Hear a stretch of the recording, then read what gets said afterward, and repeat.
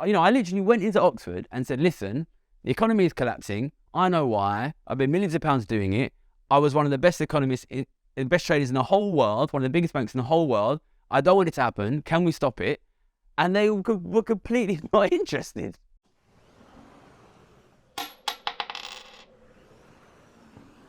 Okay, I wanted to do a video called The World of Economics, which basically explains to you exactly what economics is, the different spaces, the different people in the world of economics, how it takes shape. I wanted to explain it because basically this affects policy, it affects government, it affects the way the economy is managed, it massively affects your life, especially with regards to things like the economic management or mismanagement of COVID in 2008. And I think ordinary people generally don't have good awareness of how that world works, why the different people are in the different spaces, and also who you see and who you don't see, and what's happening on your TV and what's happening behind the screen. So today we're going to explain the world of economics. I'm going to take you back to university because this is basically where the world of economics begins and where most economics professionals and most economics students start their life, right? So I studied at the London School of Economics, and most powerful economists and people who end up in powerful roles in government, in central banking, in media, in finance will go to one of these elite economics institutions. So in this country, the UK, we have quite a lot of elite universities. We've got the London School of Economics, we've got Oxford, we've got Cambridge, we've got other universities like Warwick and Imperial and Durham, UCL, a lot of elite prestigious universities which will produce professional economists who can go and work in professional economic spaces. There are a lot of very powerful universities in the US, such as Harvard, Yale, and Princeton, and MIT. And Chicago is quite influential in economics, and there's one big one called Bocconi in Italy, and another big one in Paris. And the point I want to get through to you here is most powerful economists come through a pretty small number of elite universities. They tend to come from richer families because economics itself is the least economically diverse subject of any in major universities, which means that economic students tend to come from richer families. There's very few that tend to come from poorer families. Now, say you get into one of these top universities. When you're actually in the university, I think it's interesting. I think most people would be interested to understand that the vast majority of what you do on an economics degree is basically memorizing and regurgitating algebra. I think people would be really surprised to know that we don't talk about why housing has become unaffordable, or why increasingly it's difficult to get well-paid jobs or difficult to securely have a family. These are things which in elite universities, and I studied 3 years at London School of Economics. I more recently did a 2-year master's at Oxford. Elite universities, we don't discuss things like the cost of living crisis, house price crisis, or increased poverty. These things are, if you're lucky, you might be able to take them in a sort of optional module, which nobody who's serious about becoming an economist would take. What we generally do is algebra, lots and lots of algebra. And economists tend to be very good at algebra because that's what they've done. They memorize a lot of algebra for complicated models, and they repeat the algebra in the exam. That's basically the training of an economist. The next important step in the world of economics is what happens when you finish your undergrad degree. Now, at this point, the world of economics, which up until you're 21, 22 has lived in the universities, it starts to split in essence. A huge number of economics graduates from these top universities go into finance. And these guys who go into finance, you will never hear them, you will never see them. They're not going to be on your TV. Very few of them will ever work for government, for civil service, for the media. These guys can make a lot of money. They can make £1 million a year, £2 million a year. If they're very successful, they can make £10 million a year. These guys can make a lot of money, but you will never hear them. These guys, they disappear from the public world once they go into finance. Other people go into public-facing jobs, and these are the economists that you see. So these are the economists that might write for The Guardian, or might work in media, or might work for the central bank and become chief economist of the central bank, or head of central bank monetary policy committee, or they might end up going into academia and becoming prestigious academic economists. Basically, at this point, normally the end of the undergrad, sometimes the end of the postgrad, there's a split in economists between those that basically go out into finance to try to make money and those that stay in some public-facing role. Academia, think tanks is another place that people can go. But there's a split at this point. Those who go into the money world, those who go into the public-facing world. And it's important to understand there's an enormous difference in expected financial outcomes in these worlds, right? So if you want to become a public-facing economist, you are probably going to have to do a master's degree. You might well have to do a PhD. So you're going to be staying in university for at least another 4 years. It could be 5, 6, 7 years. And you will be probably paying to study. If you're lucky, you might get a scholarship, which means that you basically enough to sort of live off. But you're probably going to have 5, 6, 7 years of poverty, at least in terms of your income from your work, or you might even be paying to work.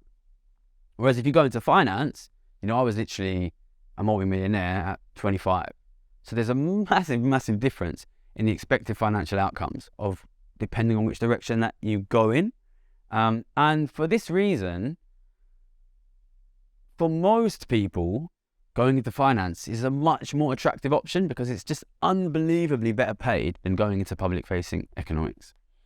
Which sort of raises a question of who goes into public-facing economics. And I think you either have to be rich or a bit crazy, really, because, I come from a poor background, right? And I made a lot of money in the city, and that is the money which I used to fund this channel, and that is the money which I used to buy the place that I live in. And when my brother needed to buy a place, I helped him buy a place, and now my sister needs to buy a place, and I'm helping her buy a place. So basically, this is the money which provides complete financial security for me, my family, my kids, if I ever have kids.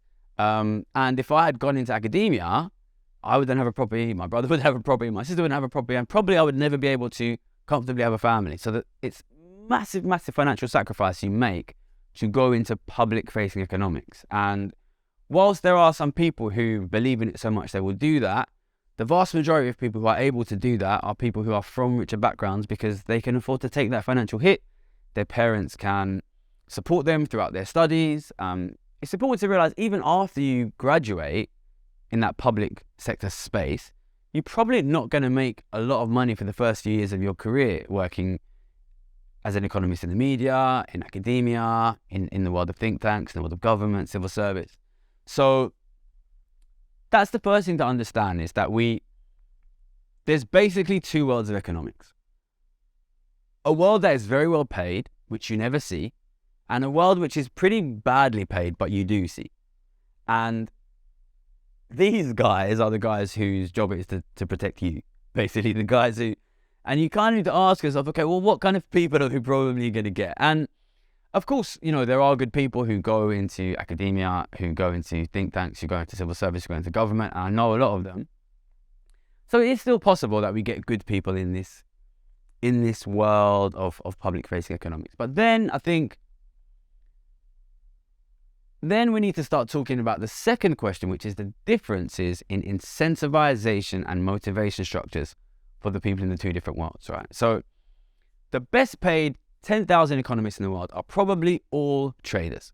That's the first thing that you probably should know, right? I think that's quite interesting, right? Because you probably don't know personally any traders. There are a couple who have a public profile. Like there's me and there's like a couple others. I don't remember their names, but the vast majority of traders you will never hear from them. So the economists that you see, for example, is it Evan Davis, the guy on BBC, Andy Verity, I'm not sure, but whatever. The guys, Larry Elliott at The Guardian, or the Hugh Pill, chief economist of the Bank of England, or Andrew Bailey, head of the Bank of England, or Janet Yellen used to be head of the Fed. These people, these economists are basically are not the best paid economists. So what I think is quite interesting is a little bit like when we watch the news, when we interact with the public-facing economics, we think we're looking at the best economists, but it's a little bit like we're watching like Division 3 football I love Division 3 football because Leyton Orient just won the league. And we think we're watching the Premier League, but in reality, the Premier League is happening in some skyscraper that you never see. So I think the first thing is to realize that all of the best paid economists are not in the public sphere, right? And those guys, the traders, they are very, very, well, I think maybe it's changed a little bit since I was there, but in general, they're very well incentivized to make predictions that are right. It's not an immoral world, it's more of an amoral world, right? Your job is just to be right, just be right, just be right.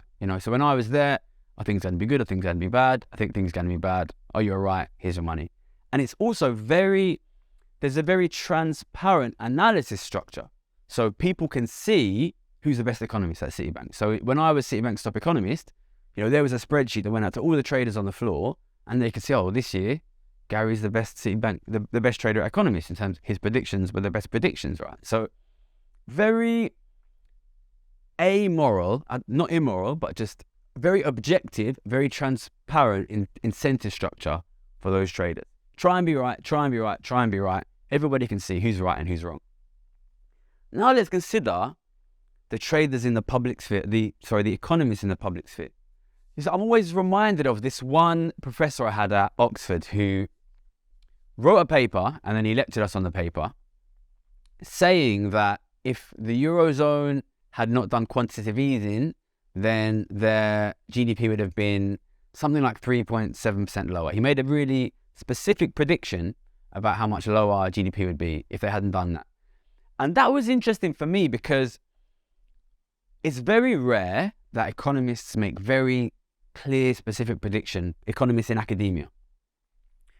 So, because in my experience, economists in academia very rarely just try and think about, really specifically be right about something. So I put my hand up because I was interested. And I said to him, do you think that's right? And he said to me, what do you mean? And I was like, did you write this paper? He was like, yes. And I was like, do you think that's right? And he said to me, I don't know what you mean. I said, do you think it's right that if the ECB didn't do QE, then Eurozone GDP would be 3.7% lower? And he just said, I don't know what you mean.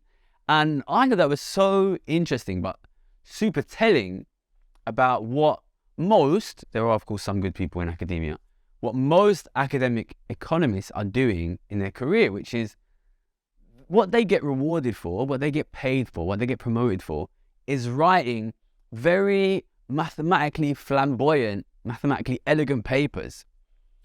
They don't have time to think about what's actually would have happened, what's going to happen, what's really happening, because that's not what they get paid to do.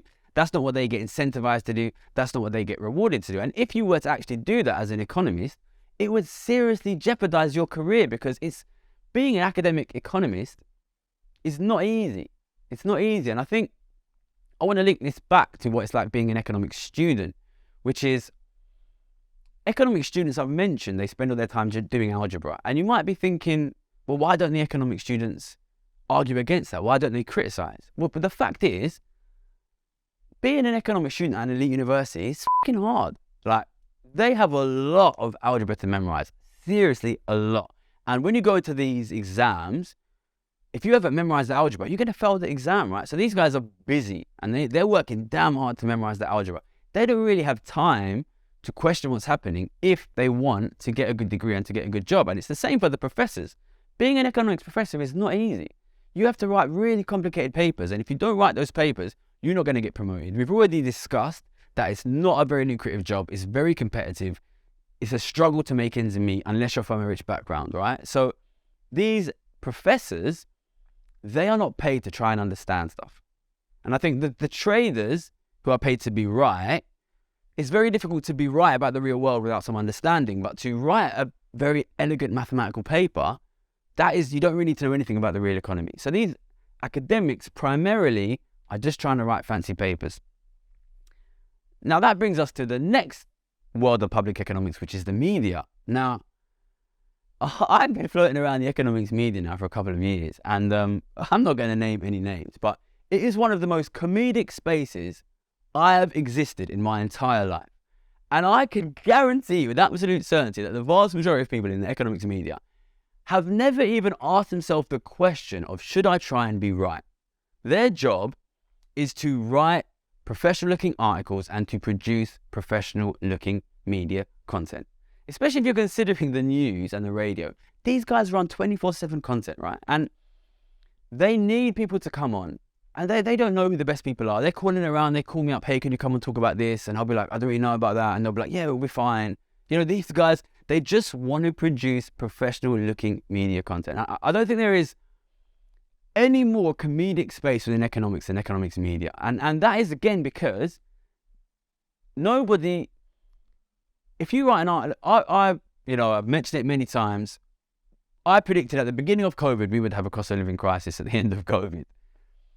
Nobody goes back and checks, right? You know, if somebody had written that in The Guardian, you know, well, I did write in The Guardian, nobody goes, oh, let's get that guy back who was right 3 years ago, right? You know, nobody goes back.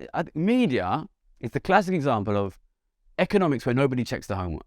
What you are judged on is looking professional and sounding professional. And economists, in general, will act according to their incentives. So economics in academia are trying to write fancy papers.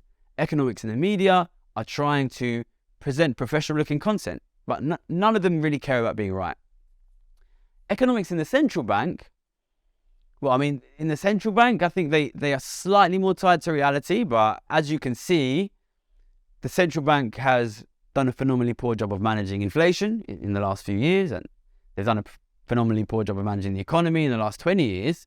You know, does anybody get fired? Does anybody get fined? You know, and I would like to talk to more people in central banking because I think here is a space where people could be more open-minded, but I think the problem you have is the vast majority of senior economists at central banks are basically academics, and they've been steeped in this world of just learn and repeat, just memorize. And I think, again, you have a problem of basically there is not seriously any reward for being right. And I think the end result is, in the whole of, and of course, we should mention the last word of economics, which is government.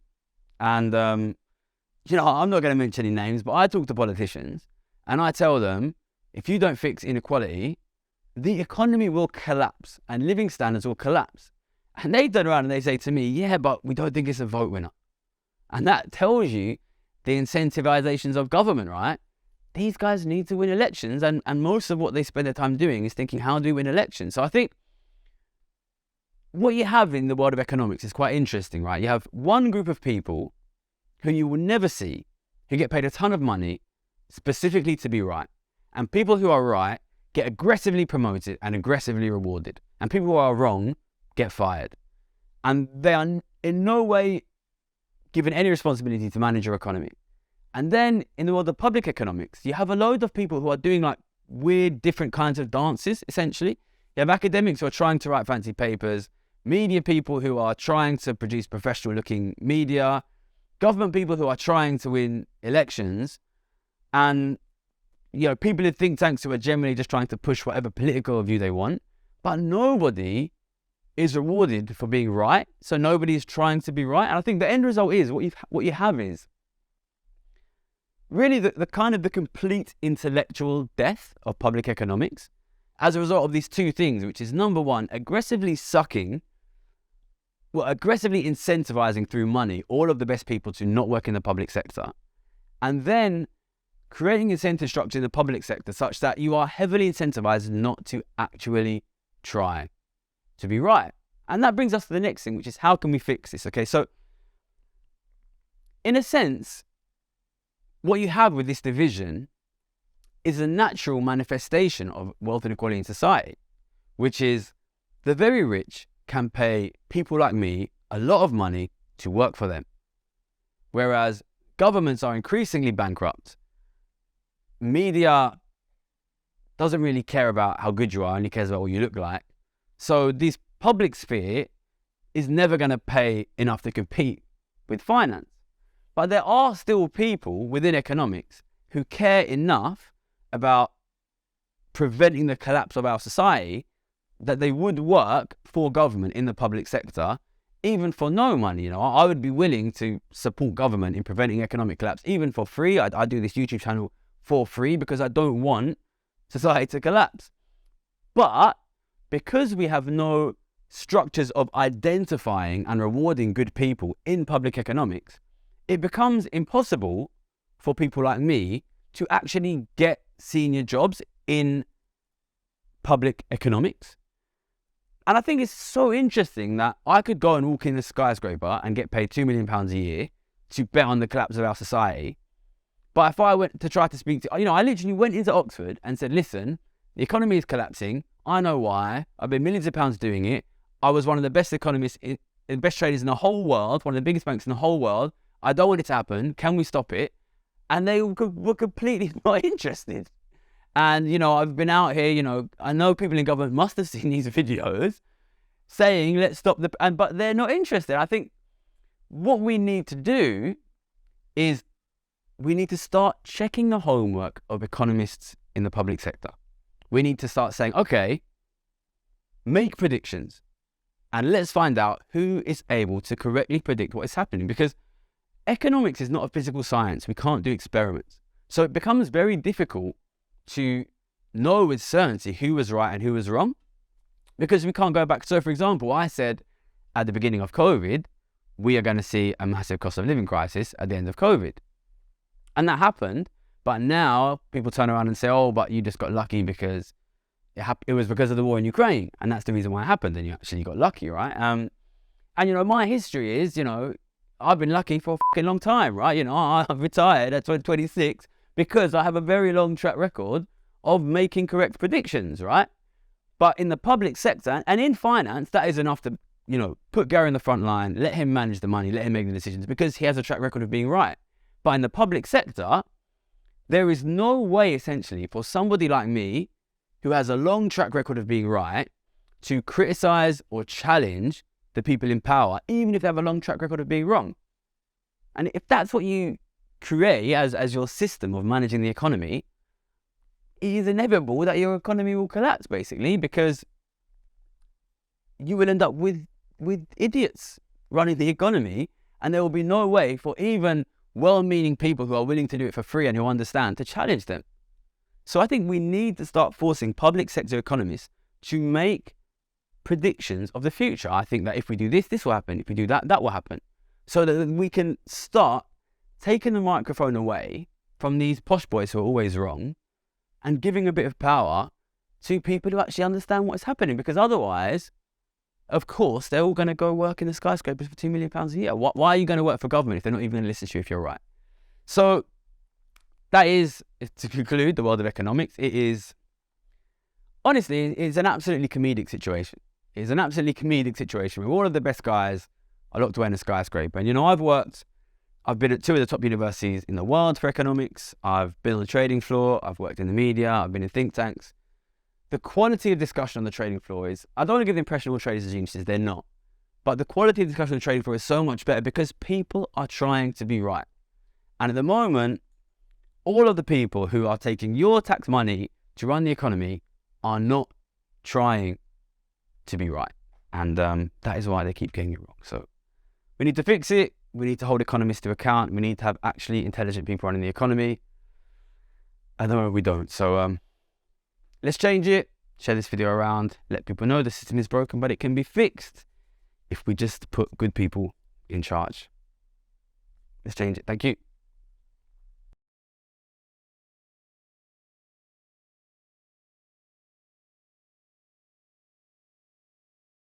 No one who's told you check and they at least get a little bit right. Or I think there's a super.